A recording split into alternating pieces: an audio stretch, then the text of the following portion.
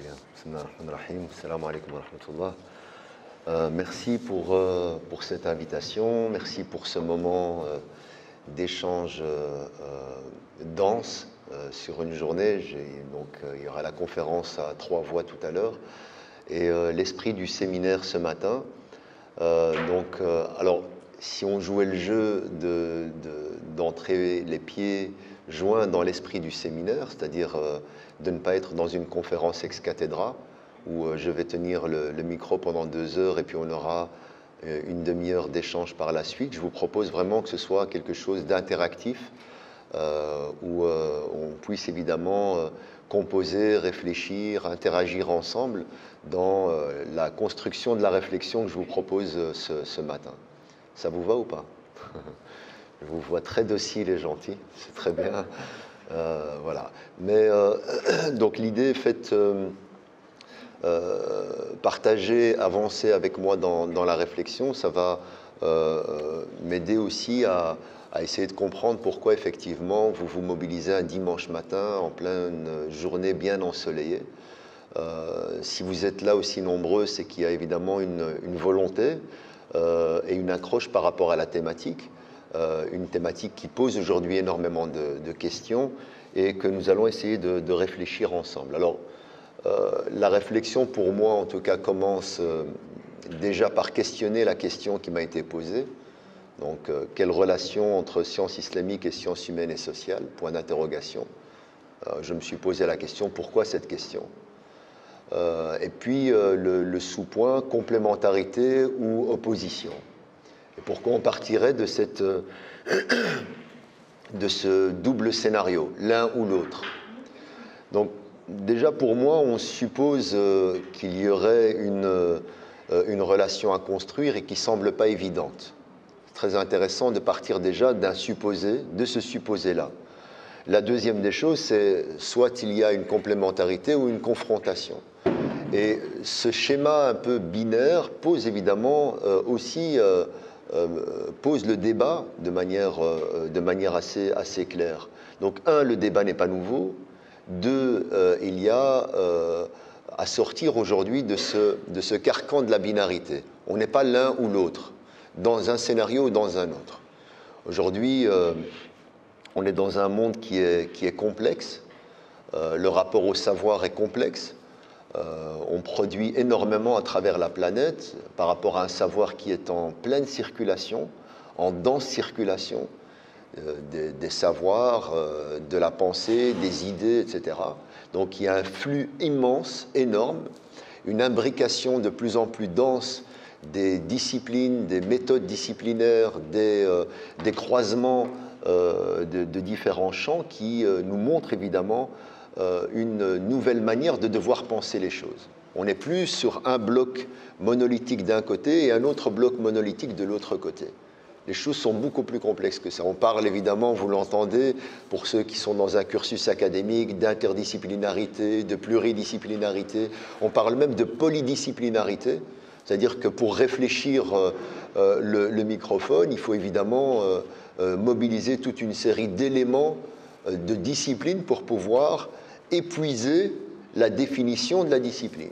Voilà, je vois le microphone, donc il y a déjà une phénoménologie de la perception, il est construit avec une certaine technologie. Voilà, ça nécessite évidemment une approche polydisciplinaire pour pouvoir traduire la réalité des choses. Et donc c'est pareil pour toute autre discipline, pour tout autre domaine, il nous faut mobiliser évidemment une complexité de savoir, et on est dans un nouveau rapport à la définition des choses qui me semble être essentielle. Alors, face à ce flux, à cette densité, il y a évidemment une accélération de la production qui ne facilite pas la connaissance. Voilà. On a trop de choses. Ça va trop vite et il y a beaucoup. Donc, par où commencer? Et donc, il y a la notion de la perplexité qui vient très vite. Moi, j'ai eu plusieurs débats, encore un débat hier matin, c'était la même chose. À la conclusion du débat, c'est très bien ce que vous nous dites, oui, mais où aller plus loin, où comprendre, où trouver des supports qui vont nous aider à réfléchir et à avancer sereinement, etc. Donc, aujourd'hui, dans un monde qui est accéléré, dense, dans un flux permanent, Ceux qui s'en sortent, c'est les bons navigateurs. Donc, il faut savoir naviguer dans ce flux et pas faire la synthèse de l'ensemble de la production. D'accord ? C'est une aberration, c'est impossible. Donc, savoir naviguer, c'est avoir les bonnes grilles de lecture, les bons outils pour pouvoir analyser et avancer évidemment dans une compréhension qui permet de répondre à vos propres interrogations dans votre cheminement, etc. Et on est, selon ce qu'appelait un sociologue malheureusement décédé récemment encore, Zygmunt Bauman, explique que nous sommes dans un monde liquide et que nos vies sont devenues des vies liquides. C'est-à-dire qu'avec une difficulté aujourd'hui de s'enraciner. Il donne un peu l'image, imaginez une branche qui est sur la surface de l'eau, et donc cette branche est emportée par l'eau. La branche est dans l'incapacité de pouvoir s'arrêter, pourtant elle avance, elle évolue, voilà. Mais elle ne peut pas prendre racine, elle ne peut pas se stabiliser. Et donc, il qualifie un peu nos vies, nos rythmes de vie comme ceci, dans une espèce de flux de densité. Il suffit de voir la qualité de nos relations amicales. Voilà, parfois, je te like, tu me likes, tu ne m'as pas liké, je te bannis. Voilà. On est dans une espèce comme ça d'hyper-activité, mais en fait aussi avec la production de l'hyper-jetable. On jette, on produit, on remet des choses en question, etc. Et donc parfois on nous dit « Ah, mais les sciences humaines nous disent des choses, ah, ça remet tout ce que j'ai appris jusqu'alors en question. Qu'est-ce que je fais? Qu'est-ce que je dois jeter ?» Vous comprenez? Le rapport binaire est très dangereux. Et donc forcément, dans une réalité de l'hyper, on est dans de l'hyperproduction, dans une hypermodernité, dans une hyperaccélération, etc. Tout va très vite. Il faut proposer évidemment une manière d'apprendre à comprendre dans ce champ accéléré, dans cette production hyper dense. Il y a, je ne sais plus exactement les chiffres, mais le nombre d'ouvrages qui sortent toutes les secondes est assez édifiant. D'accord ? Et les traductions à l'échelle planétaire sont assez édifiantes. Donc ce que je veux vous dire, c'est que la massification n'aide pas nécessairement à la meilleure compréhension. D'accord ? Donc l'hyperproduction de connaissances ne nous aide pas nécessairement à mieux connaître. Donc, mais c'est les outils qui vont nous permettre de nous situer dans cette grosse bulle qui vont nous aider à avancer, à progresser. Donc nous ne souffrons pas d'une carence de savoir, nous souffrons d'une carence de méthode. Voilà. D'une méthode pour pouvoir se situer dans le champ des savoirs. D'accord ? Et finalement, trouver une forme de sérénité. C'est un peu comme du fromage belge, on choisit un peu de tout. Voilà. Dans les références traditionnelles classiques, dans les sciences humaines et sociales, dans, je ne sais pas moi, dans la physique quantique, voilà. C'est développer une curiosité surtout. Parce que la finalité, finalement, c'est de tenter de comprendre le réel. C'est ça la question. C'est quoi le réel ? Qu'est-ce que je ressens? La dimension du transcendant, la dimension de ce que je vois, le monde qui m'environne, etc. Je me pose de multiples questions sur le réel, sur l'existence, sur les choses, comment elles se développent, etc. Donc, il y a évidemment, face à la manière de savoir naviguer, la vivacité que vous devez absolument garder sur la curiosité. La curiosité surtout, tout doit vous intéresser. D'accord ? Et donc, forcément, c'est pour moi une clé d'entrée fondamentale. Si on ne se met pas d'accord là-dessus, évidemment, on risque de tomber sur de mauvaises compréhensions. Donc, déjà pour moi, pourquoi cette question? J'y reviendrai. De quoi parlons-nous exactement quand on parle de sciences islamiques, sciences humaines et sociales? C'est quoi le contexte du débat? Voilà. J'ai dit un mot sur l'environnement contemporain, mais il y a le contexte du débat. Pourquoi cette question? C'est le reflet d'un débat qui existe aujourd'hui. Donc soyons un peu clairs sur le débat où on nous a rajouté le « re ». Il faut réformer, relire, revoir, etc. Donc il y a un constat qui est effectivement celui du débat sur la réforme du religieux, sur ce que d'aucuns vont appeler la notion des Lumières, la pensée des Lumières. On va même le rajouter à la question de l'islam, l'islam des Lumières. Après, il faut qualifier quel type de lumière. Parce qu'il y a la lumière voilà, des gyrophares, il y a plein de lumières différentes. Donc, c'est très important de qualifier la nature des lumières. Et il y a tout le débat sur l'aggiornamento. Vous savez, quand on dit, il y a tout le débat à l'intérieur de l'expérience chrétienne, et notamment en Europe, sur la question de la réforme de l'Église, etc. Et puis aujourd'hui, on dit, il faudrait un aggiornamento musulman, une forme de halalisation des expériences qui viendraient de d'autres modèles. Et là, c'est très intéressant de voir, de dire à quel point les environnements dans lesquels nous sommes conditionnent notre manière de voir une expérience religieuse spécifique.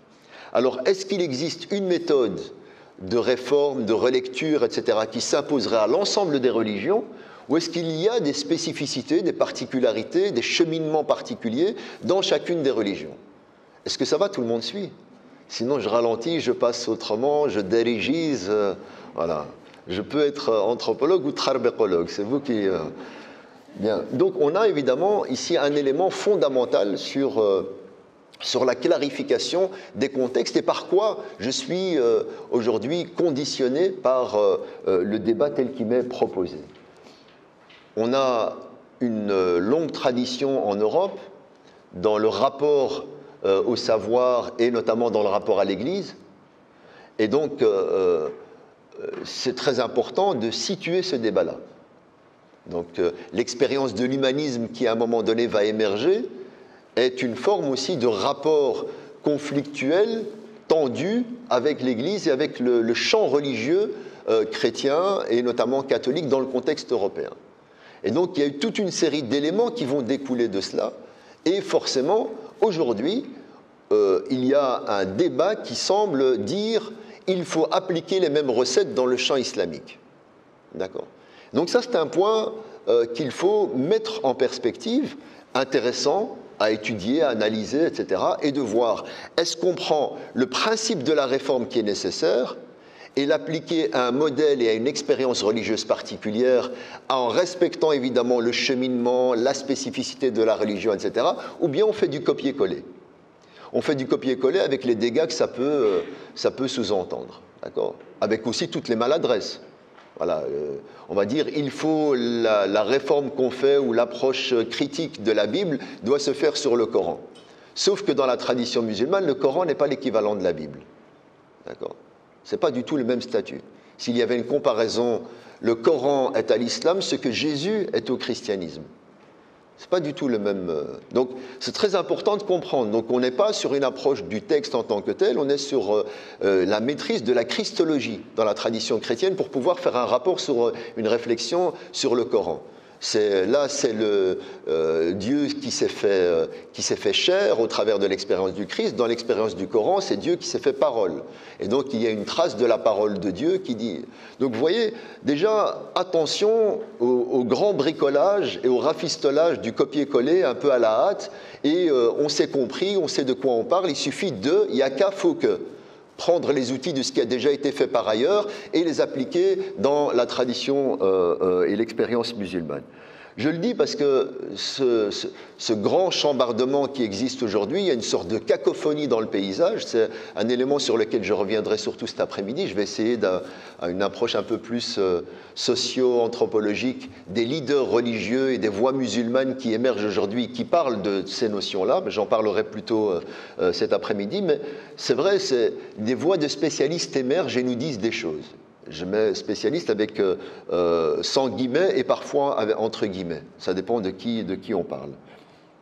Et donc, il existe aujourd'hui des voix de spécialistes qui émergent et qui prônent évidemment la nécessité de devoir appliquer les sciences humaines et sociales au champ de la théologie musulmane ou au champ de ce qu'on appelle les sciences islamiques, etc. Et ça engendre une perturbation. Et moi, je le vois. Sur le terrain, beaucoup se questionnent, ils disent oui, mais moi jusqu'alors je pensais que c'était, et là maintenant on m'apporte une nouvelle critique, on me dit que j'ai rien compris et que ça remet fondamentalement les choses en question. Ça déstabilise, ça perturbe un certain nombre de croyantes et de croyants piétistes dans leur cheminement de foi, etc. Et donc, alors ce que je trouve, la perturbation peut être salutaire, tout dépend de la manière dont on la pose. Et tout dépend de l'intentionnalité avec laquelle on la pose. Alors, merci de me permettre de nuancer. Ce n'est pas ce que je voulais dire. Hein. Ce que je voulais dire, c'est qu'il existait un débat et des conjonctures historiques en Europe, des rapports tendus avec l'Église. l'expérience notamment de l'humanisme et l'expérience de ce qu'on a appelé le développement de la raison et l'autonomie de la raison, etc., est une expérience qui est particulière, qui est issue d'une réalité historique donnée. Le fait de supposer que le rapport entre la foi et la raison dans la tradition musulmane est la même est problématique. Et donc greffer les conclusions et les résultats d'une expérience sur une réalité de l'islam qui n'est pas du tout avec les mêmes options est en soi un problème. D'accord ? Donc évidemment, j'y reviendrai tout à l'heure sur l'inclusion, sur la question évidemment de l'ouverture sur les disciplines et les sciences autres que les sciences dites islamiques, parce que j'ai aussi un problème avec cette identification-là. Mais oui, voilà, donc c'était situé dans la réalité d'une expérience, c'est faire le copier-coller d'une manière de résoudre le problème, toute la logique de la sécularisation et tous ces débats-là, etc., et de supposer que l'expérience historique d'islam et l'expérience historique des monothéismes sont toutes les mêmes. D'accord ? La notion de l'ilm, de l'ma'rifa, la notion de l'aql, tous des concepts de Coran, etc., tous ces concepts-là sont déjà à définir et nous donnent déjà une autre réalité, nous envoient déjà dans un autre environnement, dans une autre manière de penser et de définir les choses. La notion de l'aql en arabe n'est pas la raison telle qu'on peut l'entendre dans la pensée occidentale. On ne peut pas la réduire à ce stade-là. La notion de l'aql est beaucoup plus dense et elle inclut évidemment même la question du cœur. Donc la rupture entre la dimension de la foi et la dimension de la raison n'est pas une évidence dans la tradition musulmane. Il faut à un moment donné qu'on se réactualise par rapport à ça. Voilà. Alors je ne dis pas qu'il n'y a pas eu des ruptures, des levées de frontières, etc. Et moi, mon métier en tant qu'anthropologue, c'est d'essayer de comprendre dans quel contexte, le pourquoi il y a eu un recroquevillement, le pourquoi. Mais je dirais l'ADN de l'expérience d'islam dans son rapport au savoir n'est pas du tout la même expérience que dans la tradition, notamment occidentale ou chrétienne, etc., telle qu'on a pu le voir dans son évolution et dans son histoire. Et donc, c'est dans ce sens-là que je dis qu'il est important, et je vous donne la parole, de faire une opération de décentrage. D'accord ? De se décentrer pour pouvoir saisir la particularité, la spécificité de l'environnement islamique à l'origine, mais également de l'environnement civilisationnel tel qui va permettre le développement des sciences, etc., etc. C'est très important de saisir les choses de l'intérieur et pas de venir avec sa boîte à outils déjà et voir que logiquement c'est applicable comme ceci. Et logiquement, on doit aller vers le même type de processus de séparation pour pouvoir émanciper les sciences. Il faut une rupture avec la notion du croire, etc. Ce n'est pas du tout de cette manière, si on est un historien un peu sérieux, et si on est un peu un théologien qui travaille de l'intérieur et qu'on est un petit peu sérieux et un petit peu rigoureux, ou même un linguiste ou un sémiologue qui s'intéresse au concept sur les termes, comme je viens de dire, l'ilm, al-ma'rifa, la question de la gnose, la question du savoir, la question de l'qalb, même la notion du cœur, c'est pas le cœur tel qu'on l'entend. Et le problème, c'est qu'on parle en français. D'accord ? Et la notion de l'qalb est beaucoup plus dense que la notion de cœur dans la traduction en français. D'accord ? Donc, c'est ça que je veux dire, c'est saisir toutes ces dimensions pour comprendre l'environnement, notamment même des sources classiques, dans la manière dont elles se sont ouvertes sur les sciences. Ce n'est pas parce qu'ils sont gentils ou ils ont été faire une approche polydisciplinaire avant l'heure. C'est parce que c'était nécessaire pour eux. Et c'était un outil qui leur permettait de comprendre la dimension du réel, même d'un point de vue théologique. Et je vais revenir sur deux notions, mais je donne la parole à monsieur. Ce que je veux dire, c'est dans des expériences historiques particulières, on a construit le fait qu'il y avait parfois une incompatibilité entre la foi et la raison, et une séparation nécessaire entre les deux. Je dis que dans l'expérience d'islam, cette tension, cette dualité, cette binarité ne se pose pas. Elle ne s'est pas posée comme ça. Il y a eu des tensions avec certains domaines, avec certaines disciplines, il y a du débat, etc. Mais il n'y a pas de rapport binaire. Il n'y a pas, pour émanciper le savoir et le génie humain, il faut se libérer d'une référence à la religion, etc. Ça ne s'est pas posé dans cette nature-là. C'est juste ça que je veux dire. Donc il n'y a pas de délier la notion de l'qalb avec la notion de l'aql. D'accord ? De la raison, de la conscience, de la compréhension, avec la notion du cœur, de l'intuition, voilà. Le cœur est un outil de la raison dans la tradition musulmane. Voilà. l'intuition fait partie d'un des outils de la raison. Voilà. Il y a même des exégètes qui ont travaillé à partir de l'intuition, le dévoilement. Voilà, une dimension mystique, puis produit à partir d'un dévoilement, la notion de kashf, etc. C'est ça que je veux dire. Il y a pas, et là, d'un point de vue méthodologique, c'est important de saisir la particularité, la spécificité d'une expérience religieuse qui va notamment mobiliser un référentiel pour pouvoir penser l'outil de l'intérieur. D'accord ? Ce qui est problématique, c'est quand on va vouloir objectiver, voir l'objet islam et penser la spécificité de l'islam avec une spécificité qui vient d'ailleurs. Vous comprenez ? On peut faire le même non-sens dans l'autre sens, évidemment. C'est qu'on va penser le référentiel chrétien à partir des outils et des éléments d'islam, ce qui est en soi problématique. Donc c'est pour ça que je dis qu'il faut, d'une part, décentrer. Quelle est la spécificité, la particularité de l'islam déjà, comme je l'ai dit tout à l'heure, dans la question du langage. La notion de l'aql, la notion de l'kashf, la notion de... Voilà, tous ces éléments-là ont des particularités, ont des spécificités. Il y a un terreau sémantique riche, il y a une démarche et une méthode particulière qui a été développée pendant des siècles qu'il est important, évidemment, de saisir dans toute sa complexité. D'accord ? Et je vous dis, le langage réduit. Quand on dit la tradition, on a tué toute une spécificité parce qu'on va dire la tradition pour d'autres expériences et on suppose que c'est le même système de fonctionnement. C'est juste ça que j'essaye de vous dire. Est-ce que ça va ? D'accord. Et d'ailleurs, quand on voit le rapport notamment au Coran dans la tradition musulmane, le Coran n'est qu'un ensemble, ce sont que quelques milliers de signes dits révélés. D'accord ? Mais il y a des centaines de milliers d'autres signes déployés à travers l'univers. Dans la tradition musulmane, c'est ça. Le wahy al-manshur, c'est ça, c'est la révélation déployée. Donc, ce que vous êtes autant de signes que l'on retrouve dans le Coran. Et donc, j'ai besoin de vous comprendre.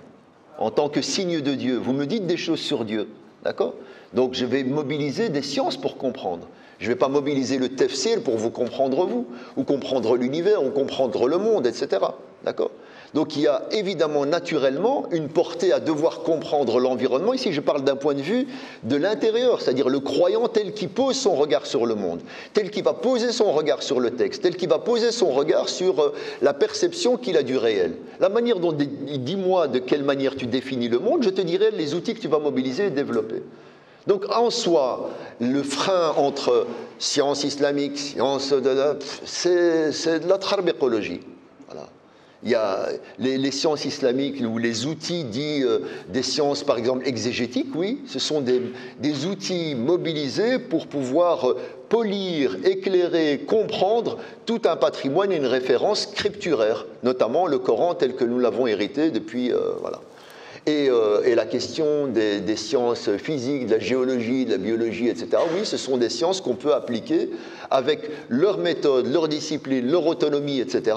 Mais avec aussi un regard qui peut être celui du croyant, qui pour lui est en train d'explorer les signes déployés dans l'univers et dans l'espace. Et donc le Coran lui-même invite. C'est très intéressant de voir qu'en fait, chaque fois que tu veux rentrer dans le Coran, il te repousse à l'extérieur.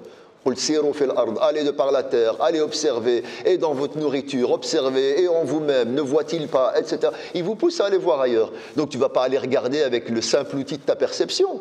Tu vas aller décoder le réel, et nécessairement, tu vas mobiliser des outils, des sciences, des méthodes pour pouvoir comprendre. Vous comprenez ce que j'essaie de dire ? Donc, naturellement, le Coran vous ouvre à la réalité de la découverte et à la curiosité hors du champ coranique, mais on ne sort jamais du champ divin dans la tradition croyante, d'accord ? On ne sort jamais de ce qu'on appelle une forme de révélation. Donc on est dans une constellation de signes et qui nécessite évidemment la mobilisation de sciences par rapport à ceci. Donc première des choses, on est dans un monde complexe. Deuxième des choses, on hérite d'un débat sur la question de la réforme qu'il faut contextualiser. La troisième des choses, c'est qu'il y a une particularité, une spécificité de la tradition et de l'expérience musulmane qu'il faut absolument saisir dans son ADN pour pouvoir poser clairement le débat qui soit rigoureux et qui tiennent compte de la spécificité, de la particularité des enjeux qui sont posés aujourd'hui à l'islam. Oui, après, bon, voilà, il y a l'idée, comme je le disais tout à l'heure, c'est d'apprendre à naviguer, c'est de se constituer aussi une série de références. On ne va pas réinventer le fil à couper le beurre. Il y a déjà des choses qui ont été produites et donc qui nous permettent évidemment de nous orienter, de comprendre, etc. La seule chose qu'il faut clarifier, c'est encore une fois de quoi parlons-nous lorsqu'on dit sciences islamiques ou sciences humaines et sociales. De quoi parlons-nous? Il faut déjà aussi redéfinir quel est l'objet de chacune de ces sciences supposées, c'est quoi l'objet, et ça permet de clarifier et de dépassionner.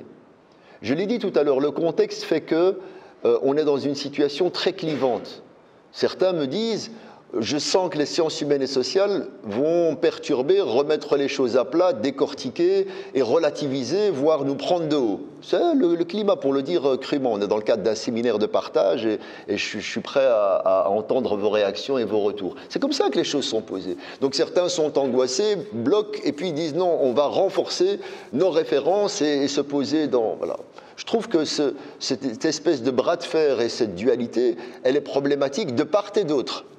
Voilà, parce que j'ai arrêté d'être naïf et d'imaginer qu'il y a une objectivité à tout. Il y a aussi des idéologies, des enjeux, etc. qui sont derrière. Et il y a un climat qui est particulièrement perturbé, perturbant. Au vu du contexte, d'ailleurs, on doit tenir compte aussi de cette sociologie de l'environnement pour pouvoir apaiser, poser clairement les choses. Mais une fois imaginons qu'on a apaisé le contexte, etc., de quoi parlent les sciences humaines et sociales ? C'est quoi les termes, c'est quoi le cadre, c'est quoi les enjeux, et par rapport à nos sciences dites islamiques, ou sciences patrimoniales, ou sciences théologiques, celles qui portent évidemment un discours sur la question de Dieu. Donc il faut déjà une réflexivité, c'est-à-dire avoir une approche critique qui permet d'objectiver, de critiquer chacune de ces disciplines et chacune de ces expériences-là. Sinon, ça ne va pas fonctionner. C'est-à-dire que si vous partez du principe que les sciences humaines et sociales n'ont pas à être interrogées et qu'on leur suppose un postulat d'objectivité radicale, ça s'appelle du dogmatisme, et qu'on va l'appliquer aux sciences islamiques, qu'on suppose avoir été, voilà ce qu'elles sont, avec tous les éléments qui parfois sont un peu clivants, le fait de dire la tradition, c'est la pensée ancienne, celle qui vient de l'histoire profonde et qu'il faut impérativement remettre en question, etc. Ça crée un débat qui est juste impossible. Ça crée un débat qui est impossible. Et c'est ça qui fait le climat et la tension. Moi, je le dis, je ne suis pas théologien, je suis anthropologue et je ne vais pas tirer sur ma discipline en tant que telle, mais j'ai un débat critique sur ma discipline aussi. Voilà, on se situe historiquement, il y a une approche évolutionniste de l'anthropologie, il y a des courants, il y a des évolutions, etc. Et toutes les disciplines évoluent. Et heureusement que ça a évolué. Imaginez si j'avais la mentalité d'un anthropologue du 19e siècle, je serais en train de mesurer votre crâne. Hein. Donc oui, c'est ça. Donc on ne peut pas faire un procès, si vous voulez, en figeant une expérience et une discipline scientifique qui a évolué, qui a été critique par rapport à elle. Donc dans la tradition musulmane, pareil, il y a une évolution, il y a eu des mécanismes, il y a tout un courant, et la réforme n'est pas d'aujourd'hui. Le gros problème, c'est quand on va parler de l'islah, du tajdid, de ceci, de l'ihya, etc. On imagine que ça a commencé là hier, au mieux au 19e, fin 19e, début du 20e, etc. Voilà. On le voit qu'il y a eu des évolutions, des courants, des disparitions d'écoles qui ont émergé, d'autres qui disparaissent, etc., etc. Donc il y a une dynamique. Moi je prends les choses au sérieux. Quand on parle de discipline, il y a l'environnement aussi d'une discipline. Et il y a 15 siècles de production de patrimoine. Après, ce que vous allez me dire, est-ce qu'on prend tout? Je dis non, il faut filtrer. Il y a un débat critique. Tu veux rentrer? Bismillah, on rentre. Avec quelle méthode, quels outils? Et la rigueur scientifique pour pouvoir appliquer un débat critique là-dessus. Et là, on rentre dans une approche qui est scientifique, dépassionnée, désidéologisée quelque part, et qui nous permet d'avancer en toute objectivité. Le champ de la théologie musulmane touche à la question de Dieu. D'accord? Il pose un débat sur la question de Dieu. Les sciences humaines et sociales posent un débat sur la question de l'homme. Voilà. Je donnais tout à l'heure en exemple la grotte de Hira, l'expérience de la grotte de Hira. Dans l'expérience musulmane, on part du principe que Jibril alayhi salam arrive avec la parole de Dieu et la donne au prophète alayhi salatu wassalam. Et donc, qu'est-ce qu'il y a dans la grotte? Il y a une dimension mystique, une dimension du transcendant et il y a une dimension anthropologique. Il y a un humain à l'intérieur. D'accord? Donc, toutes les disciplines qu'on va mobiliser pour pouvoir expliquer, expérimenter, etc., ce qui s'est passé dans la grotte de Hira, la phénoménologie de la grotte, eh bien, moi, elle m'intéresse. Voilà, très important de situer, bah oui, la parole coranique est en arabe parce que anthropologiquement l'environnement est arabe. Donc il y a une pertinence aussi du choix de la langue par rapport au choix de l'environnement, etc.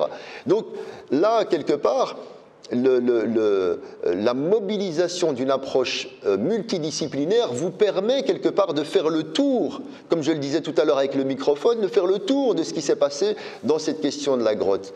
Mais après, on peut supposer plein d'autres approches que l'anthropologie ou même l'orientalisme va développer des pistes de réflexion sur ce qui s'est passé, en évacuant par exemple la dimension du transcendant. C'est possible. D'accord? Et ça le fait. Allez lire Rodinson, allez lire plein d'autres ouvrages qui parlent de ce qui s'est passé dans la grotte. Il y a beaucoup de choses intéressantes. Donc, c'est des pistes qui sont là. D'accord? Mais c'est des pistes qui sont discutables. Quand ça ne devient pas discutable, on rentre dans du dogmatisme. Vous comprenez ce que j'essaie de vous dire? Mais ce que j'essaie également de mettre en évidence, c'est que d'un point de vue scientifique, si on est un tout petit peu sérieux, il n'y a aucune démonstration scientifique fiable qui peut évacuer la réalité du transcendant. Aucune. Donc, si on ne peut pas évacuer radicalement la réalité du transcendant, c'est que épistémologiquement, ce qu'on appelle l'épistémologie de la croyance religieuse, elle est valide. Voilà. On ne peut pas évacuer comme ça d'un revers de la main. Mais moi, ce que j'essaie de faire, c'est d'embrasser la dimension du réel telle qu'elle est. Et ce n'est pas d'avoir une approche partielle et partiale du réel. L'expérience mohammedienne, c'est l'expérience d'un homme qui, à la tête d'une tribu, veut gagner en légitimité, etc. Et on évacue toute la dimension, je dirais, spirituelle et transcendante, etc. C'est intéressant de lire pour comprendre le postulat et la position, mais c'est également important de vous épuiser toutes les dimensions. La dimension psychologique du prophète, la dimension anthropologique, la dimension sociologique de l'environnement mécois, la dimension géostratégique du positionnement de Médine sur l'échiquier de l'Hijaz, et la dimension mystique et spirituelle, qui était fondamentale. D'accord? Et donc, c'est dans ce sens-là, je dis, il faut être inclusif sans poser le postulat de l'exclusivité. Moi, mon approche, elle est comme ceci, point. Tout le reste, je l'évacue. Non, moi, je suis serein. Je suis capable d'englober, de recevoir toutes les approches critiques, etc. Et elles me nourrissent. Qu'est-ce que tu m'apportes? Mais attention, je vais t'éprouver dans ta méthode. Parce que si certains aujourd'hui disent faire de l'anthropologie historique et une approche herméneutique critique, etc., on a les outils pour discuter. Mais qu'on discute sérieusement, qu'on arrête de faire de l'idéologie. Et donc ça, c'est fondamental de poser les débats qui soient assainis. Voilà, si on veut un discours académique, qu'on ne fasse pas un discours qui peut plaire ou résonner dans des arcanes, voilà, tels qu'on peut... Mais bon, peut-être j'en dis trop pour ce que j'ai envie de dire cet après-midi. Il y a donc attention à cette impensée de la dimension du transcendant. Dans la tradition musulmane, l'essence même de l'expérience d'islam, qui n'est pas particulière évidemment au message mohammedien, c'est la dimension de Dieu. D'accord? La notion du tawhid, elle est centrale. Donc on ne peut pas l'évacuer comme ceci, même dans un rapport à la dimension, dans la mobilisation des sciences humaines et sociales. On peut avoir une phénoménologie de la croyance qui peut être posée et interrogée, mais ne pas l'évacuer comme ceci, comme on peut le voir dans certaines... Et je le dis encore une fois, on ne peut pas évacuer la dimension du croire d'un point de vue méthodologique. Voilà, elle ne peut pas être évacuée comme ceci. Démontre-moi que Dieu n'existe pas. Voilà. C'est un débat qui est posé. Il y a des travaux très intéressants. Je pourrais donner aux organisateurs des travaux scientifiques très intéressants là-dessus. Lisez Puivet, d'autres, etc. On ne sait pas le démontrer. Donc, le fait de ne pas pouvoir le démontrer d'un point de vue objectif ne peut pas évacuer la dimension de la croyance. Et qu'aujourd'hui, je vais le dire encore autrement, objectiver le croyant à partir de ses besoins et de dire en fait tu es croyant parce que tu as besoin, notamment la démarche freudienne pour calmer les névroses, etc., ça peut être une des caractéristiques, une des spécificités intéressantes, mais ça n'épuise pas la cause. Pourquoi tu crois? C'est peut-être parce qu'il y a l'évidence d'une réalité. Donc ça me semble être ici un élément qui nous permet de recentrer un petit peu les choses. Il y avait une question. Merci. Alors il faut à mon sens évidemment tenir compte de l'histoire des sciences, et notamment d'histoire des sciences humaines et sociales, et le contexte de développement, etc., pour pouvoir saisir la nature des débats. Il y a des moments paradigmatiques intéressants qui permettent évidemment de situer la qualité d'un débat dans son rapport à une certaine expérience religieuse dans un contexte particulier, qui permet de saisir évidemment la désillusion qu'un certain nombre ont pu poser sur le rapport au transcendant et sur le rapport au croire, etc. Donc aujourd'hui, tout ceci est en chantier. Il y a énormément je dirais de réflexions fondamentales nouvelles tout à fait intéressantes. Donc le champ est dynamique, il continue de produire, aller vers des approches assez inédites et intéressantes. Donc il faut être au courant d'une trajectoire qui continue d'évoluer dans le champ académique. Donc ce n'est pas aussi figé qu'on l'imagine, mais il y a évidemment un passif qu'il faut objectiver. D'accord ? Il y a des conclusions qui ont été posées et il faut situer l'environnement, avoir presque une approche anthropologique du contexte de la pensée de l'époque pour pouvoir saisir pourquoi on a pensé, on a conclu de cette manière-là à cette époque, par quoi ça a été paramétré. Donc évidemment, ça c'est un travail de contextualisation important. Et puis il faut aussi faire attention, c'est ce que j'essaye de dire aussi en introduction par la question de l'ouverture et du décentrage, c'est la question, attention au piège épistémique. C'est-à-dire que notre seule lunette de penser le réel n'est pas portée sur X ou Y. Pour le dire autrement, attention au fait de ne penser aujourd'hui, dans ce qu'on appelle notamment les épistémicides, de ne penser qu'à partir de certaines références. Dites-moi aujourd'hui vos postulats sur lesquels vous construisez vos théories, à partir desquelles vous pensez le monde. Vous allez me citer qui? Bourdieu, Lévi-Strauss, qui d'autres? Gadamer, yallah. 5 pays d'origine. Les États-Unis, l'Allemagne, la France, l'Italie et la Grande-Bretagne. Et donc, c'est très important aussi de se désaxer de ce champ-là. Il y a des développements de pensée, il y a tout un horizon dont on ne tient pas compte. Je ne sais pas moi, les pensées d'Arjuna Padura, il y a plein dans le champ de l'Amérique du Sud, en Inde, au Brésil, il y a énormément de penseurs, etc. Pourquoi est-ce que vous ne les connaissez pas ? On peut faire un parcours aujourd'hui en philosophie en Europe, notamment en évacuant des éléments fondamentaux dans la philosophie européenne contemporaine, d'Ibn Rushd et d'autres. Donc c'est un questionnement important sur le filtrage, le tamisage et la sélection exclusive et excluante d'autres dimensions de pensée. Donc attention de savoir, quand je pense, qui suis-je au moment où je pense et quelles sont les références à partir desquelles je pense et qui me donnent à penser et à proposer des conclusions de cette nature-là. Le problème commence avec ça, être conscient des outils que nous mobilisons en tant que tels. Donc effectivement, le rapport à la foi et à la raison, etc., a été paramétré dans ces contextes-ci d'une certaine manière. Donc évidemment que même dans nos manières de poser, je l'ai dit, la binarité, elle nous semble être devenue une évidence. Mais aller dans d'autres champs, la question ne se pose même pas. Les champs épistémologiques particuliers et spécifiques, ce champ-là ne se pose même pas. Donc, où ces oppositions sont inexistantes. Et donc c'est très intéressant d'être, encore une fois, c'est là où je dis de savoir naviguer, de saisir l'ensemble de ces particularités de champ de pensée pour pouvoir évidemment développer une dimension spécifique. Et là, il y a toute une série de défis, il y a même dans le champ musulman, il y a beaucoup de choses qui se produisent. Hein. Lisez quelqu'un qui est proche, là, Abdurrahman et d'autres qui produisent des choses tout à fait intéressantes à l'intérieur du référentiel et du corpus islamique, en mobilisant également une réflexion critique sur le champ philosophique contemporain. Il est en même temps imbibé dans les sciences islamiques et philosophe de la Sorbonne, etc. Il y en a beaucoup aujourd'hui et des productions très importantes. Moi, souvent dans la fin des débats, on me dit mais ce serait bien, c'est bien ce que vous dites, mais où sont les musulmans qui pensent? Où sont les lecteurs aussi? Parce qu'il y a de la pensée, il y a de la production. Alors c'est vrai qu'il y a un déficit de circulation, il y a un problème de traduction, il y a ceci, mais ne pensons pas que c'est figé, qu'il y a le grand désert arabe.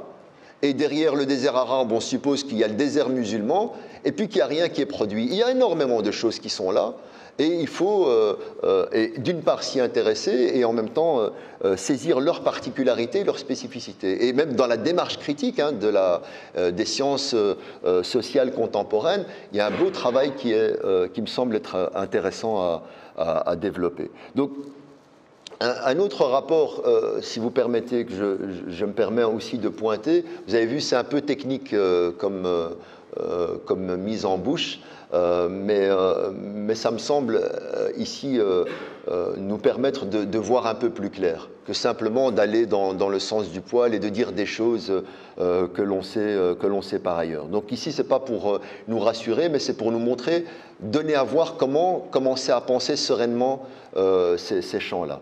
Donc, les sciences humaines et les références que l'on retrouve dans le patrimoine islamique nous permettent de nous centrer sur des objets d'études particuliers.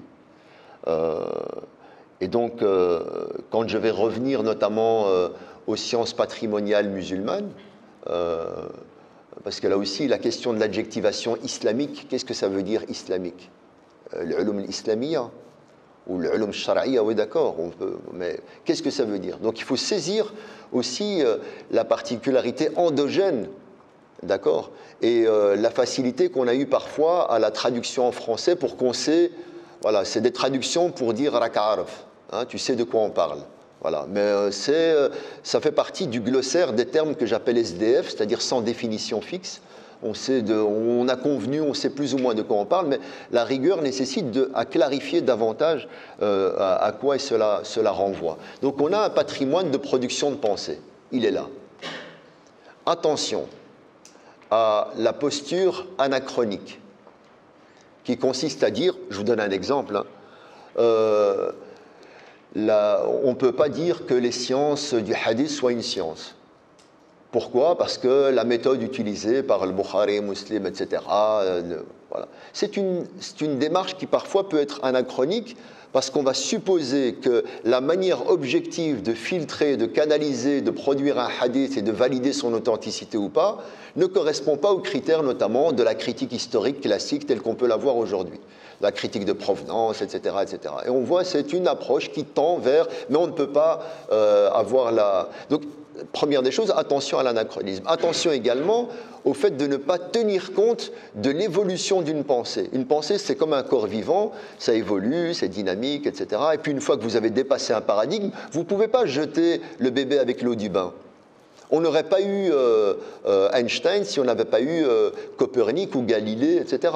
Chacun va amener une révolution paradigmatique, une manière de voir le monde.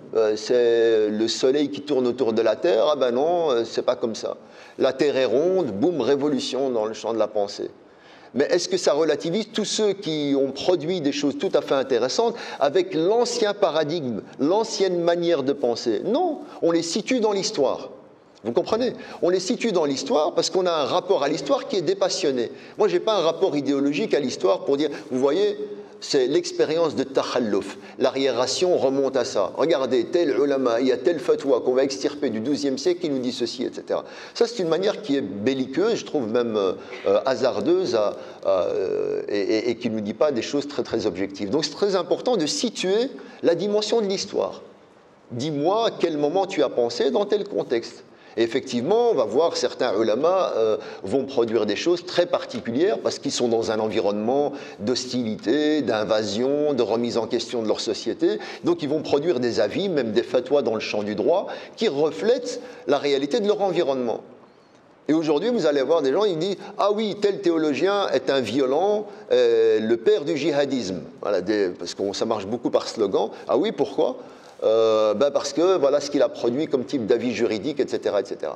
Ce type de raccourci est à mon sens dangereux parce que moi, en tant qu'anthropologue, j'ai le premier réflexe de vouloir saisir son environnement et son champ de pensée et en même temps de ne pas réduire la personne à quelques-unes de ses fatwas.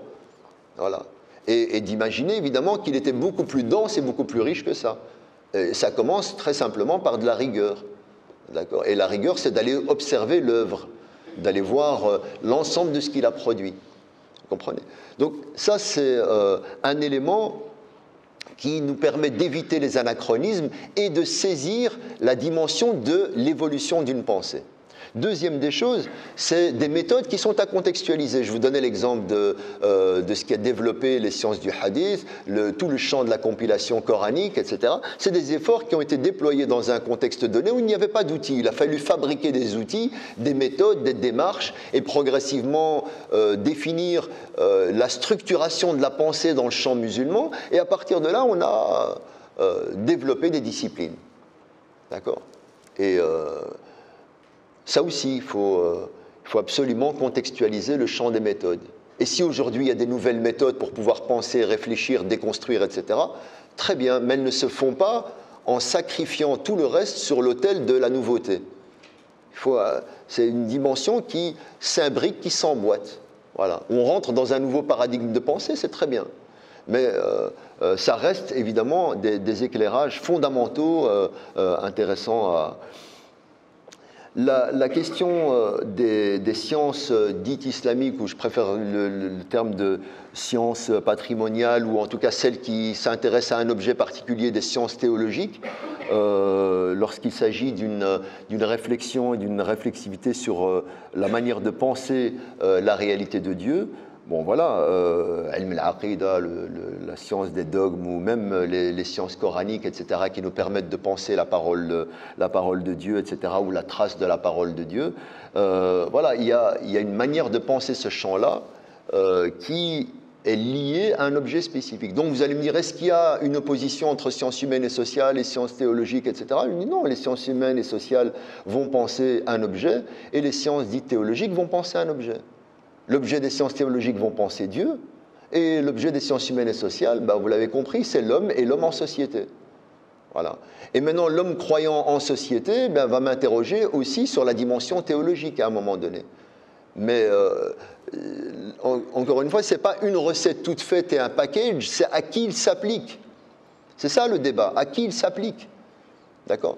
Et tout à l'heure, j'expliquais que quand on va appliquer des sciences humaines et sociales dans un contexte particulier, notamment celui de la sira ou des origines de l'islam, et qu'on évacue toute une dimension théologique, elle est en soi problématique. D'accord ? Il y a une insuffisance d'un point de vue méthodologique, ou en tout cas un filtrage qui... Donc, soit la sociologie, la psychologie, la psychanalyse, la linguistique, le droit, l'histoire, la géographie, les sciences politiques, tout ce que vous voulez, l'économie même, et évidemment l'anthropologie, elles sont là pour réfléchir à la place de l'homme avec un grand H, donc de l'humain dans le monde et dans la société, tout simplement. C'est ça son objet, l'objet principal sur lequel elle va travailler. Donc, le discours, on le sait, scientifique sur l'homme, dès le XIXe siècle, va développer un discours assez critique sur la religion, dans le contexte qui est le nôtre. Il va y avoir toute une série de ce qu'on a appelé les maîtres du soupçon, hein, Nietzsche, qui d'autres, Marx, Freud, etc., vont poser une critique forte sur l'expérience du religieux, et notamment qui vont influencer très fortement la pensée scientifique contemporaine. Et donc, certains vont développer, notamment la pensée freudienne, la religion comme une illusion.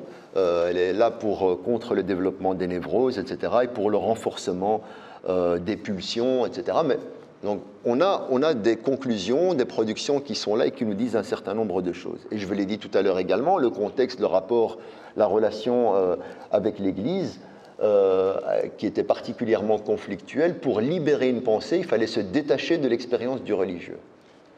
Donc l'input, il est là. Donc, c'est ça qui est important de saisir. Donc, il va y avoir une autonomisation de la rationalité et du champ de la pensée par une forme de mise à distance, d'une libération de l'autorité de l'Église. Le problème, c'est qu'on suppose le même paradigme pour le champ musulman. Il faut que les musulmans se libèrent de la tradition, du carcan, de la croyance parfois pour pouvoir... c'est ça l'implicite dans un certain nombre de débats. Alors je ne dis pas de manière générale, encore une fois, mais l'implicite parfois est posé de ce point de vue-là. Je l'ai dit, d'un point de vue de l'épistémologie de la croyance religieuse, l'existence de Dieu n'est qu'une expérience qui échappe et voilà, et qui n'est pas évacuée comme langage qui échappe à la rationalité, mais qui n'échappe pas à un langage objectif. Voilà. Objectivement, la question du croire peut être posée. Oui, oui, quand, effectivement, alors il existe effectivement certains courants et parfois un impensé ou un pensée implicite qui effectivement, il y a une charge idéologique derrière la mobilisation des sciences humaines et sociales et puis un espèce de paravent d'objectivité par la méthode, la rigueur qui est employée, etc. C'est en soi évidemment un problème qui est présent et qui doit attirer notre attention et notre effort intellectuel sur notamment la manière de répondre et de déconstruire, de décortiquer aussi ce qui nous est proposé. Le problème, c'est qu'évidemment, on est tellement écrasé par le flux qu'il y a une sorte d'impuissance, voire un défaitisme ou un fatalisme à répondre. Et donc, moi, au contraire, je trouve ça très stimulant intellectuellement d'être dans de la joute verbale, intellectuelle et sur la déconstruction des méthodes qui sont appliquées sur le champ notamment de la pensée musulmane. Et par ailleurs, il faut également faire l'autre travail critique, cette espèce de mariage de raison qui existe dans le champ de la pensée musulmane, de dire oui, on n'a pas de problème avec les sciences humaines et sociales, la preuve, on les mobilise. Ah oui, dans quoi? Les miracles scientifiques du Coran. Ok, les miracles, c'est quoi les miracles? C'est montrer que le Coran a raison par les sciences humaines et sociales, etc. C'est aussi un héritage qui nous arrive de l'expérience du bras de fer entre les protestants et les catholiques. Hein. C'était de montrer, voilà, et qui a résonné notamment en Égypte, et puis qui va développer tout un champ de pensée, les miracles scientifiques du hadith, les miracles scientifiques du Coran, et donc on dit, ben voilà, on mobilise des sciences, on n'a pas de problème avec ça. Mais c'est pas de ça qu'on parle en fait. Hein. Donc là aussi, il faut être assez vigilant, parce que c'est aussi une mobilisation dogmatique des sciences. C'est je vais vous prouver qu'on est sur la vérité. Et on l'a trouvé 14 siècles avant vous. D'accord, il y a toujours un 2.0 islamique qui arrive voilà, derrière les nouvelles découvertes. Et donc ça, en soi, il faut aussi, j'imagine que ça va nourrir un peu le débat, mais c'est en soi aussi problématique. D'accord et donc ce double travail critique doit à mon sens, être mis en évidence. D'autant plus qu'on est dans un monde aujourd'hui tellement complexe que nous avions l'héritage d'une approche évolutionniste des choses. Hein, on disait il y avait le plus bas niveau de la croyance qui était la magie, quoi. Hein, vous connaissez un peu ce schéma-là en trois étapes. Et puis il y avait une deuxième étape, c'est la religion. C'est en fait la magie, c'était une dimension qui était horizontale. Et puis il y a une dimension plus complexe de la croyance, etc., qui a engagé le ciel. Donc, on est passé quelque part de la magie, le stade le plus primaire des croyances, etc., au stade de la religion. Et puis, il y a le troisième, c'est lequel? Le troisième stade, c'est la science. Vous voyez comment on hérite de grilles de lecture qui galvaudent d'emblée le débat. Donc, si quelque part certains vont me dire « mobilise les sciences humaines et sociales », et je le rappelle, c'est mon métier, c'est pour que tu puisses te libérer et passer à un stade supérieur. Voilà. Ça, c'est problématique en soi. Cette approche, cette perception évolutionniste des choses. La part d'idéologie, et notamment, évidemment, la posture de certains, c'est une dimension scientiste, voilà, et de dire que la science va nous libérer de tout, etc., et qu'aujourd'hui, vous avez à la tête de Google des gens qui vont réduire, ou tenter de réduire l'équation de la mort. Parce que c'est le seul problème qu'on n'a pas encore réglé, c'est la question de la mort. Et donc voilà, il y a ce débat-là qui est posé. Mais parallèlement à cette dimension, d'ailleurs même Walt Disney a été cryogénisé, il attend toujours qu'on découvre le remède contre la mort pour le réveiller. Donc il y avait une confiance très très forte dans la science, et qui a marqué évidemment tout le XXe siècle, une partie du XXe siècle, mais avec quand même un héritage assez dense dans les certitudes, etc. Et donc forcément, le rapport à la religion nous ramène à une expérience du retour en arrière. Donc, mais aujourd'hui, on le voit à quel point, au-devant des théories mathématiques et des théories de la physique, et notamment de la physique quantique, il y a de la physique qui réinvite de la métaphysique. On tombe sur des choses qui dépassent l'entendement. Voilà. deux particules éloignées dans l'univers, tu en bouges une, l'autre bouge, comment ça se fait? On a des débats qui sont la théorie des cordes, vous connaissez tous ces... Donc on a un débat qui est aujourd'hui très très dense et qui ramène, qui réconcilie quelque part avec une complexité, avec une sortie, voire une entrée dans l'humilité, pour ne pas dire une sortie de l'arrogance, mais une entrée dans des formes d'humilité. On sait qu'on ne maîtrise pas tout. Et aujourd'hui, plus on avance dans l'affinage de la connaissance, plus on se rend compte qu'il y a des choses qui nous échappent. D'accord. L'univers grandit. Ok. Il grandit de plus en plus selon les théories. Et puis tu tombes devant le concept de Ibn al-Arabi sur le hayra, sur la perplexité. Oui, mais il grandit dans quoi? Ouais, des questions qui sont posées, qui sont simples aux scientifiques, mais il grandit dans quoi? Donc on est devant des choses sur l'infiniment petit, pareil. Donc on a là à faire un débat que je trouve tout à fait intéressant sur, dans le champ de la postmodernité ou de l'hypermodernité, il y a des questionnements nouveaux qui nous invitent à une réflexion fondamentale nouvelle et postmoderne dans notre rapport au savoir, à la science et à la connaissance en général. Et tout ça porte encore une fois sur la notion de la définition du réel. Qu'est-ce que le réel? Voilà. Et je vous donne un exemple. Dans la tradition musulmane, l'outil de la connaissance est différent de l'outil de la connaissance tel que nous l'avons développé, que nous le développons ici. C'était quoi l'outil de la connaissance dans la tradition occidentale? À partir de quel outil est-ce qu'on analyse le réel? Pardon? Oui, l'observation qui repose sur l'œil. Donc le plus important, c'est l'œil. Pour observer très loin, je vais développer la lunette astronomique. Pour développer très près, je vais développer le microscope. C'est l'œil, d'accord.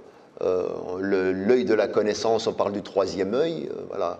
On passe vers la lumière. Vous connaissez les géants de Vico? Ça vous dit quelque chose? Quelqu'un a entendu parler? Voilà. Il y a un homme de lettres italien, 18e siècle, fin du 18e siècle, qui a produit un récit sur l'origine du monde, et notamment il parle des géants de Vico. C'est des géants qui sont dans les forêts, d'accord? Dans les forêts, et notamment les forêts sombres. Ils sont séparés, ils s'entendent, ils voient le bruit, ils entendent les bruits des uns et des autres, mais ils ne se voient pas, ils sont très violents, etc. Et puis un jour, il y a un éclair. L'éclair vient et frappe en plein milieu de la forêt, il brûle une partie de la forêt, et qu'est-ce que permet le feu? De dégager l'espace. D'accord? Et il dégage la clairière. D'accord? Et les géants sortent. Ils arrivent dans la clairière et c'est la première fois où ils se voient. Ils commencent à se voir, voilà, ils se découvrent, ils se reproduisent un peu n'importe comment dans l'obscurité des forêts. Là, ils se disent, voilà, comme on se reconnaît, on ne peut plus, donc on va s'organiser en famille, donc on va... la question sacrée du mariage, voilà. Première des choses, des grosses institutions, nous dit Vico, c'est la question du mariage. Première grande institution. La deuxième grande institution, quand quelqu'un meurt, on va l'enterrer et on va faire racine.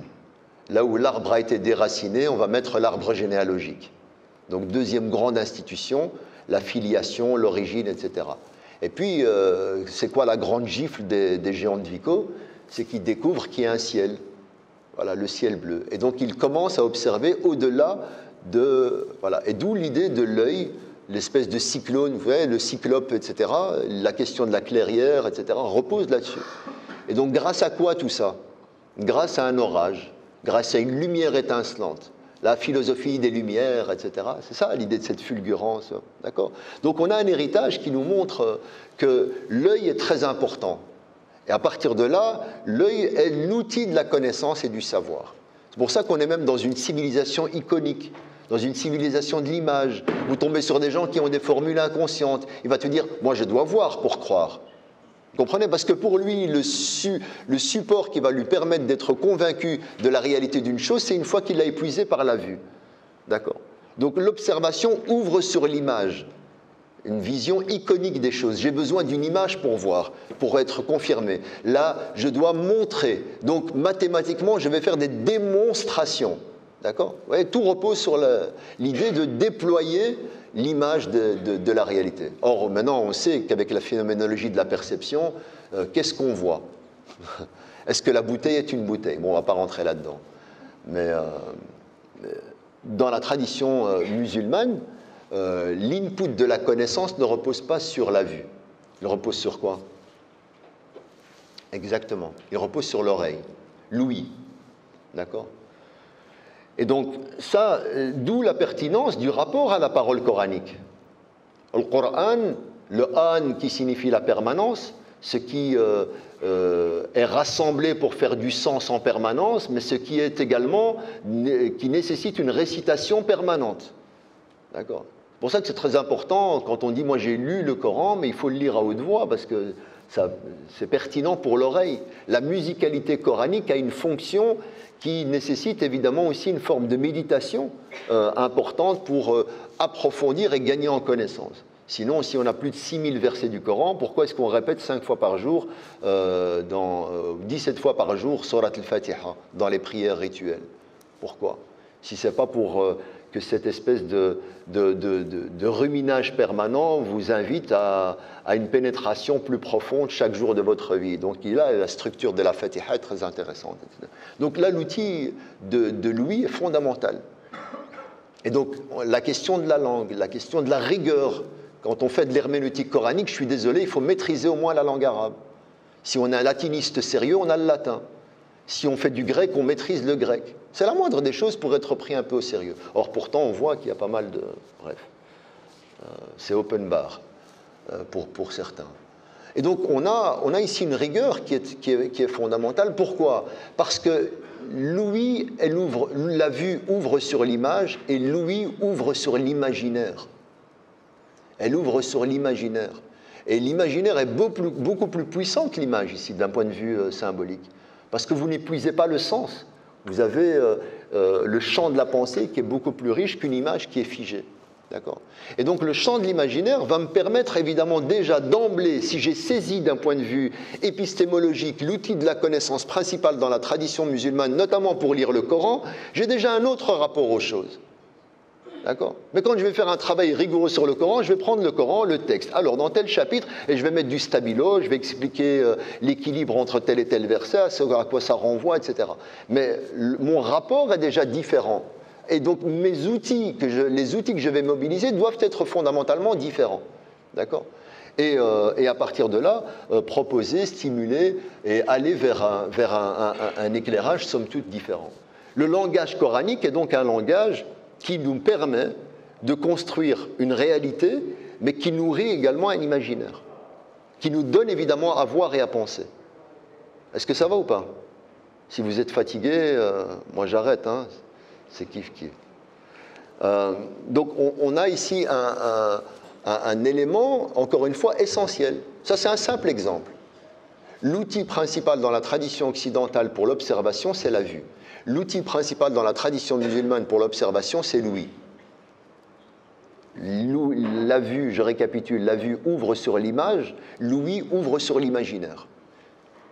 Et donc, la lecture coranique notamment, c'est un déploiement, évidemment, de concepts, de champs de pensée, etc., mais également un foisonnement d'imaginaire, de paraboles, Et donc, il permet de manière forte et continue la question de la production d'une intelligence de pensée à partir d'un imaginaire donné. L'imaginaire d'un exégète tel le Qurtubi ou l'exégète contemporain n'est pas le même. Donc forcément, les conclusions, la manière de penser, etc., dire l'abondance du lait et du miel dans un champ du XIIe siècle ou du XXIe siècle, évidemment, la perception que je vais en avoir est différente. D'accord? Mais ça, encore une fois, il faut retrouver cette dimension et le contexte anthropologique de l'oreille du 7e siècle. D'accord? Là, par exemple, vous avez besoin des sciences humaines et sociales pour saisir le langage, pour saisir l'approche de la linguistique et toute la richesse qu'il y a derrière. Il nous faut des sémiologues pour saisir le substrat et le langage coranique. Et tout ceci, c'est très riche. Voilà. Mais l'héritage, c'est que si nous avons un rapport critique à une pensée et que nous partons déjà d'une traduction, c'est problématique. Iqra bismi rabbik, lis au nom de ton Seigneur. Qui t'a dit c'est lis au nom de ton Seigneur? Il y a 7 possibilités de traduction différentes du terme de iqra. Et je l'ai dit tout à l'heure, la notion de aql, les notions de ceci. Donc il faut traduire, il faut au moins ne fût-ce que des notes de bas de page dans les traductions qui nous permettent de restituer cette densité du champ de la pensée. D'accord ? Et là, encore une fois, on a besoin, pour le coup, des sciences humaines et sociales, parce que le langage est une production humaine, et donc le Coran qui va interagir avec un environnement particulier saisit la richesse du langage de cet environnement-là. C'est très simple à comprendre. Donc, est-ce qu'il faut choisir ou pas? Pourquoi tu vas choisir? Ça dépend pour quel objectif. Qu'est-ce que je vais faire? Et il n'y a pas de frontière ou de barrière ou de rupture. Donc, à mon sens, c'est assez complémentaire. Oui. D'accord. Donc, on va vous libérer dans 5 minutes, si vous êtes rassurés.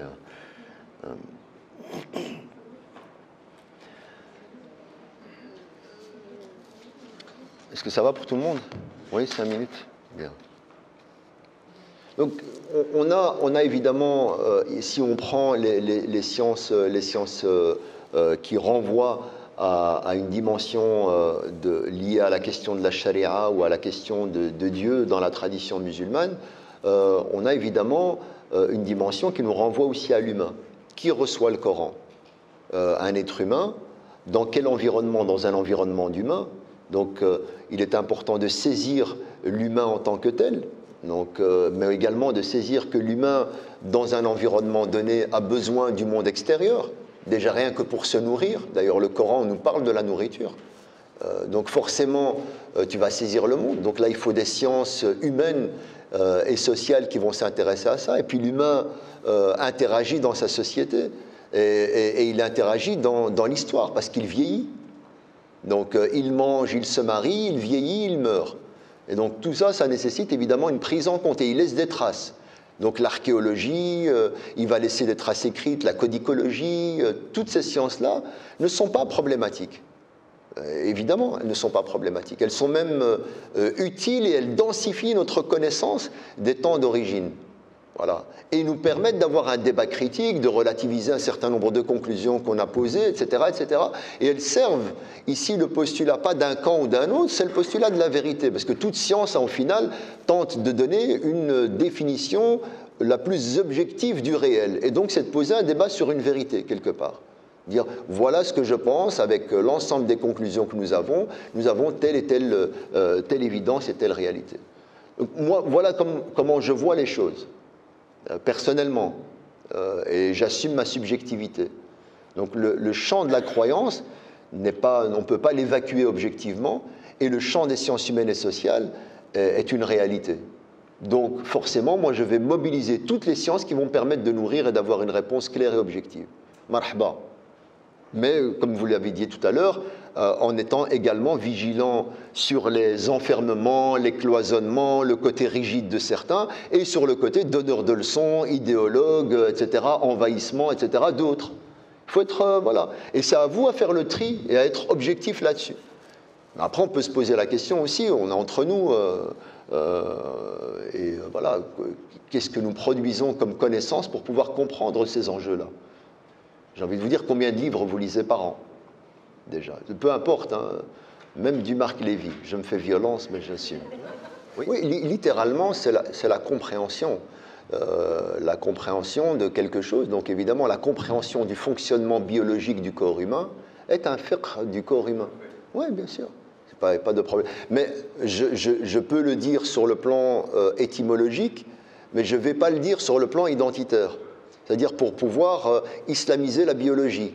Ouais, il y a eu tout un débat qui est, là aussi c'est intéressant, parce qu'on a tout un champ qui a été développé sur la notion d'aslamat al-ma'rifa, etc., l'islamisation de la connaissance, un effort intellectuel assez dense et original qui a été développé, qui est aujourd'hui, même par les porteurs de ce courant-là, qui l'ont dépassé, etc. Mais là aussi c'est très important de situer le champ qui a permis le développement de ces courants-là. Je le disais sur le concordisme avec la notion de l'ijaz, la notion d'aslamat al-ma'rifa, la notion de... Voilà.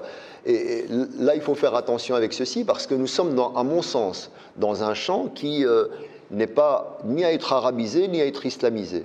Et le syndrome de la, comment dire, de la frustration identitaire aujourd'hui, c'est de détecter de l'islamique partout. Il y a des appartements islamiques aux Pays-Bas, il y a des, enfin voilà, l'hyperlibéralisme aujourd'hui va nous mettre des qualificatifs un peu partout, et même dans le champ des sciences, qui est en soi problématique.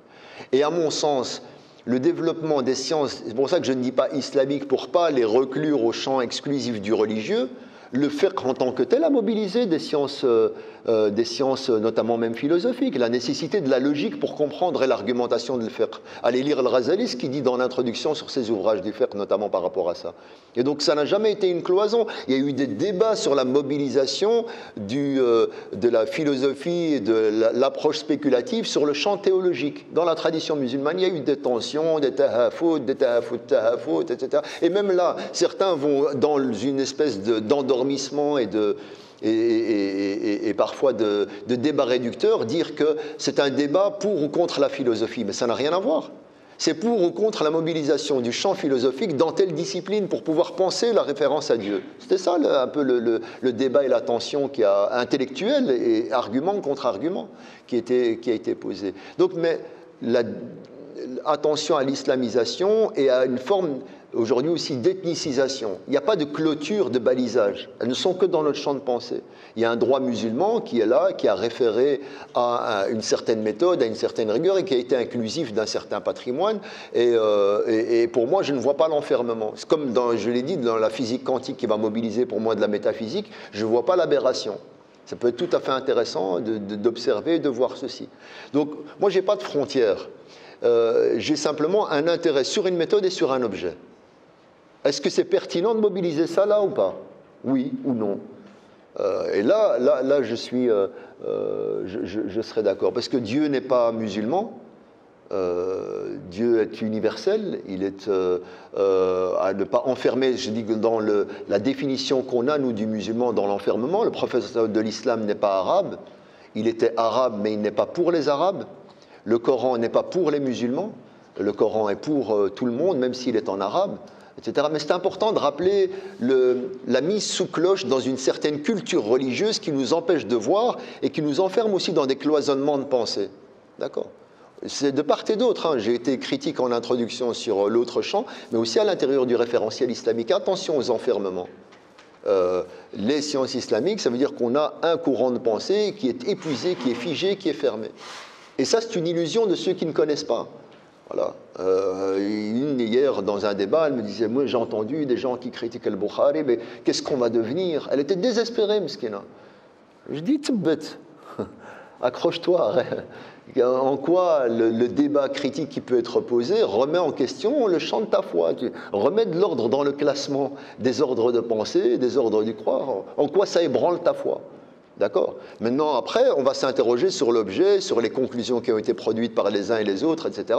Mais ça nécessite évidemment d'avoir une vision claire des champs et des chantiers. On peut prendre ou pas, Franck? Ouais, dernière question. Parce qu'il est menaçant au fond, vous ne le voyez pas, mais... Et on fait une pause, oui. Alors, si je décode bien votre question, on a un environnement qui produit des discours. On a un héritage de discours qui a été produit dans le contexte européen et belge en l'occurrence, qui était une production, je dirais, dans le confort de l'entre-nous. Et on se disait des choses qui étaient évidemment paramétrées par un environnement lié à une crise identitaire. La crise identitaire, c'est de dire qu'on est présent dans le contexte européen, on n'a pas choisi de rester. Jusqu'ici tout va bien, jusqu'ici tout va bien. Puis il y a les enfants qui arrivent et il y a une terrible angoisse sur la question de la transmission et de la responsabilité. Vous connaissez kullukum ra'in, etc. Voilà. La question de gestion du troupeau. Voilà. Et de la responsabilité devant Dieu sur la gestion de... Donc dans l'urgence, alors qu'on avait des salles de prière, on va mettre sur pied des mosquées, des classes pour l'apprentissage du Coran et de donner un minimum, quelque part, un package de survie de cet héritage religieux islamique, etc. Donc forcément, le contenu, il est un contenu de la préservation, un contenu qui est piétiste, moral, et même l'input des parents qui transmettent ceci ont un input à la base qui est un input fiqhique. Quand on est à l'usine, on travaille à la chaîne, on sort du côté de Zranran ou je ne sais pas quelle région du Rif, ou là d'Ankara, ou là des régions d'Emirdaq, pardon, on arrive là, on n'a pas une grande connaissance du religieux, parfois même certains redécouvrent leur référence et leur appartenance à l'islam par le fait que c'est une expérience particulièrement violente, parce que tout est nouveau. Et il se reconstruit sur une spécificité religieuse. Il découvre une nouvelle langue, une nouvelle culture, un nouveau rythme culinaire, une nouvelle température, tout est nouveau. C'est un arrachement radical. Et puis qu'est-ce qu'il leur reste? Il leur reste le référent islamique. Ils pourront aller chez ce que tu sais prier, à l'usine, 3 x 8, hop, dirige la prière. Comment on prie? Ah, mais je ne sais pas, montre-moi. Donc l'input qui a été généré d'entrée dans la première génération, c'est un input fiqhique. C'est l'islam pratico-pratique. D'accord? Donc la transmission, les parents transmettent plus ou moins ça, plus un discours moralisateur, c'est fais tes ablutions, pourquoi? Parce que c'est important. Tu vas aller en enfer? Prie. Montre-moi que tu as bien mouillé tes bras, tu as fait le wudu. Vous connaissez l'héritage de transmission. Mais c'est en même temps, par la suite, dans le tournant des années 90, il va y avoir évidemment un discours qui va qui va prendre le taureau par les cornes, notamment sur la question de l'articulation entre l'être ici et l'être musulman. D'accord? Et c'est un discours qui va commencer à développer un certain nombre de choses. Mais c'est vrai, vous avez raison, il y a une tendance de l'entre-soi qui a été assez problématique dans la manière de penser le religieux. D'accord? Parce qu'on ne pensait pas intellectualiser les choses, on pensait préserver une pratique, un héritage et un rituel, etc. Tout le débat, et bon, on ne va pas rentrer dans les détails, mais face à cela émergent évidemment des voix dissonantes, nouvelles, du champ académique ou du champ journalistique ou des bricoleurs ou d'autres, etc., qui vont poser un débat qui est particulièrement perturbant pour des gens qui n'ont pas été immunisés par rapport à cette question-là. Parce que soit ils n'ont pas une approche intellectualisée du religieux, parce qu'ils ne maîtrisent pas les outils, parce qu'aujourd'hui la plupart des musulmanes et des musulmans n'ont pas un accès direct aux références religieuses. Tu dis à n'importe quel musulman, c'est quoi vos références? Il va te dire le Coran ou le Sunna. Tu as le Bukhari? Oui, je l'ai chez moi, dans mon armoire. Tu as le Coran? Oui. Mais est-ce que tu as accès direct? Tu te dis, j'ai pas l'arabe. Donc il y a la nécessité d'intermédiaires. Et les intermédiaires, évidemment, qui ont été l'interface entre le croyant et les sources scripturaires notamment, ont proposé un discours qui est celui qui... Voilà. Et donc forcément, ça perturbe. J'entends bien, je suis tout à fait d'accord avec vous. Je vous le dis, moi, hier, le débat, la personne a été complètement perdue. Ça perturbe parce que ça semble être nouveau, d'accord? Et une sorte de postulat qui est aujourd'hui posé, de fraîcheur.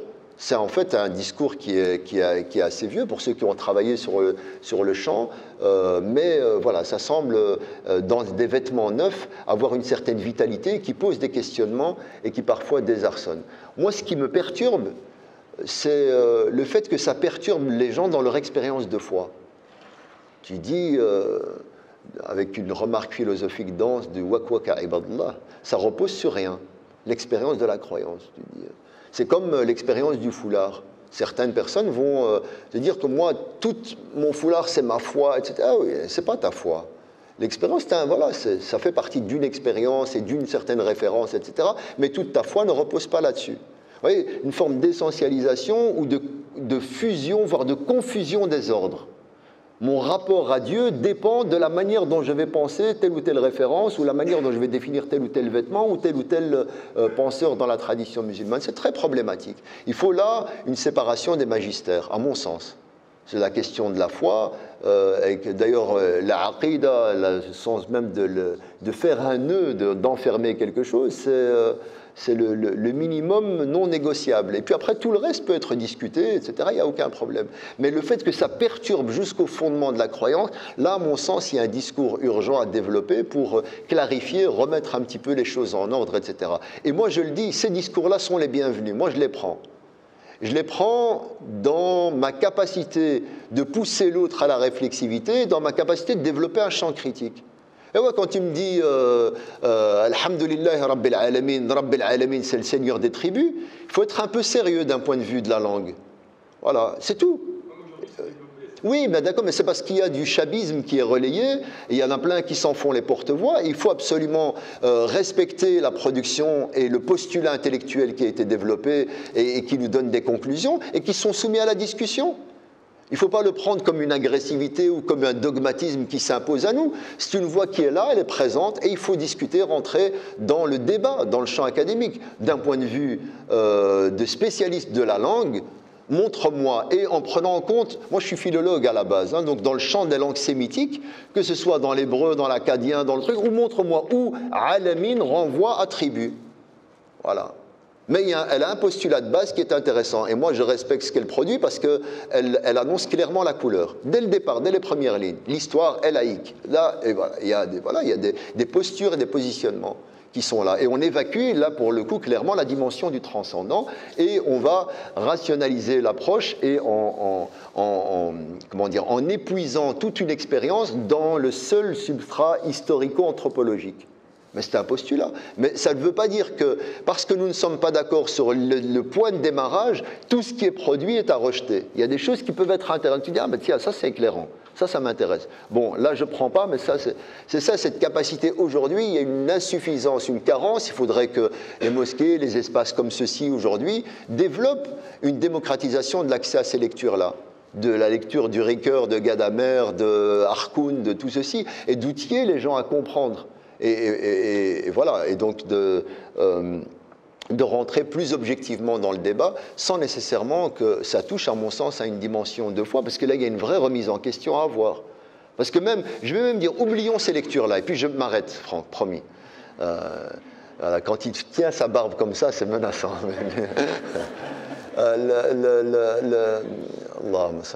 Si, la perturbation que certains peuvent avoir, s'ils découvrent ce qui se trouve dans le champ et dans le patrimoine islamique, ils seront encore plus dans le hayra et dans la perplexité absolue. Il y a des choses qui sont très riches, très denses, très contradictoires, des audaces intellectuelles qui remontent et on n'imagine même pas nous aujourd'hui. Voilà. Rien qu'à redécouvrir le patrimoine, ils seraient perdus. Qu'est-ce qu'ils vont dire alors de leur foi ? Vous comprenez? Donc, à mon sens, de la confiance, de l'humilité, de la sérénité et de la rigueur. Et puis la pause. Merci beaucoup.